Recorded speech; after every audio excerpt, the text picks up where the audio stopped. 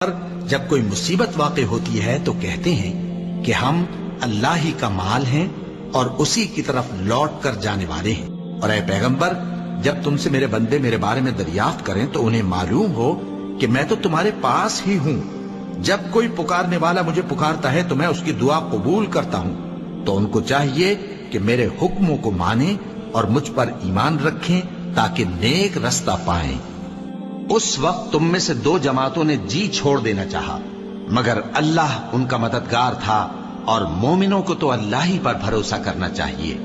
اور اس مدد کو تو اللہ نے تمہارے لیے ذریعہ بشارت بنایا، یعنی اس لیے کہ تمہارے دلوں کو اس سے اطمینان حاصل ہو، ورنہ مدد تو اللہ ہی کی طرف سے ہوتی ہے جو غالب ہے، حکمت والا ہے۔ اور بددل نہ ہونا اور نہ غم کرنا، اگر تم سچے مومن ہو تو تم ہی غالب رہو گے۔